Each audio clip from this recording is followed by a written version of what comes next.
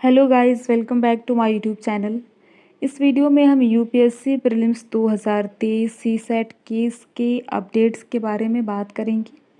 जैसा कि आप सभी जानते हैं कि यूपीएससी प्रीलिम्स 2023 केस में जो अभी तक उसका फाइनल डिसीजन है वो नहीं आया है और यूपीएससी 2023 की मुख्य परीक्षा भी हो रही है।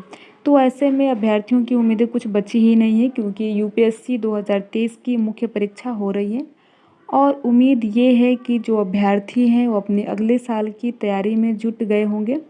तो आप सभी जानते हैं कि री एग्ज़ाम या फिर कट ऑफ को कम करने को लेकर जो भी अभ्यर्थियों की उम्मीदें थी वो ख़त्म हो चुकी है, क्योंकि यूपीएससी 2023 की मुख्य परीक्षा अपने निर्धारित समय पर हो रही है, यानी 15 सितंबर से हो रही है। लेकिन एक मामला जो अभी तक हो सकता है कि इस मामले की जो सुनवाई अभ्यर्थियों के पक्ष में इसमें फ़ैसला आ सकता है, वो आंसर की जारी करने को लेकर है कि यूपीएससी के द्वारा बाकी एग्ज़ाम की तरह भी समय से आंसर की जारी किया जाए। तो इसमें अभ्यर्थियों की उम्मीदें अभी तक बनी हुई है और अगर आंसर की जारी किया जाता है तो इसमें सभी फ्यूचर यूपीएससी एस्पिरेंट्स को निश्चित तौर पर फ़ायदा होने वाला है। तो आंसर की से रिलेटेड जो भी केस है उसकी सुनवाई दिल्ली हाई कोर्ट के द्वारा परसों यानी 26 सितंबर को होने वाली है। ऐसे में अभ्यर्थी काफ़ी उत्साहित हैं कि इस केस का जो निर्णय है वो क्या आता है, क्या उनके पक्ष में आता है या फिर कोई और डेट लगती है।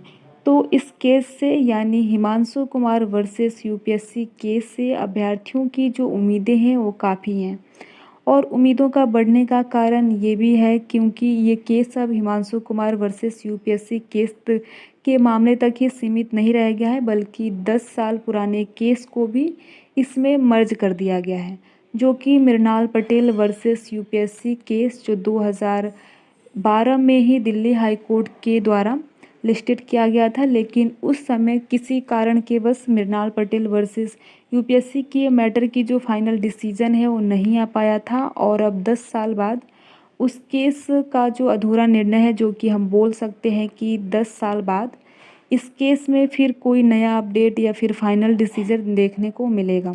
यानी 26 सितंबर को हिमांशु कुमार वर्सेस यूपीएससी और Mrinal Patel versus UPSC case को मर्ज करके इसकी सुनवाई की जाएगी। और अगर इन दोनों केसों को देखा जाए तो ये केवल आंसर की तक ही सीमित नहीं है।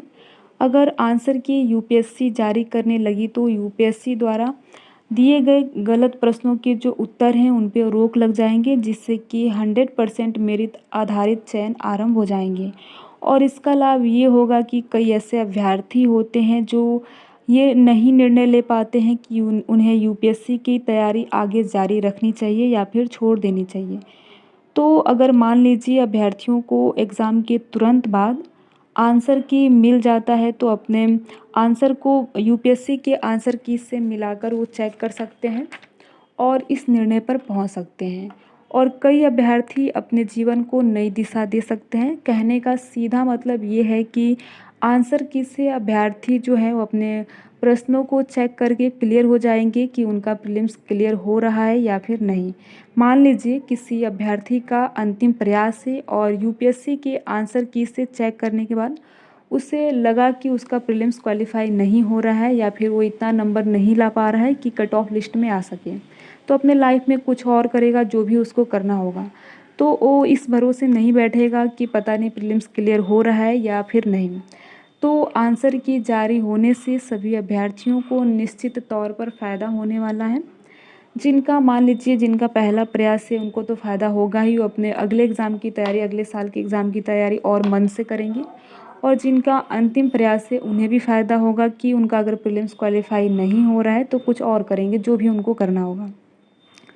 तो अभी तक इस केस में प्रश्न यही था कि क्या दिल्ली हाई कोर्ट में ये केस जो है वो मेंटेबल है या फिर नहीं। लेकिन आप सभी जानते हैं कि दिल्ली हाई कोर्ट का जो पिछला डिसीज़न आया था, यानी पिछला आदेश आया था, उसमें ये स्पष्ट कर दिया गया कि इस केस को दिल्ली हाई कोर्ट के द्वारा ही सुना जाएगा और जो केस को सुनने की तारीख है वो 26 सितंबर बताई गई, यानी परसों की डेट लगी है इस केस को सुनने में। तो अब 26 सितंबर को देखना ये होगा कि दिल्ली हाई कोर्ट के द्वारा क्या फ़ैसला आता है और क्या ये फैसला है जो अभ्यर्थियों के हित में आ रहा है या फिर कोई और डेट जो है वो दिल्ली हाई कोर्ट के द्वारा दी जाती है। फ़िलहाल तो आशा यही है कि दिल्ली हाई कोर्ट के द्वारा जो भी डिसीज़न आए लेकिन अभ्यर्थियों के पक्ष में हो। तो 26 सितंबर को देखा जाएगा कि क्या फ़ैसला आता है, क्या अभ्यर्थियों के पक्ष में आता है या फिर कोई और डेट दी जाती है। अगर आपको ये वीडियो अच्छा लगा हो तो वीडियो को लाइक कर सकते हैं, वीडियो अच्छा नहीं लगा हो तो वीडियो को डिसलाइक भी कर सकते हैं। Thank you.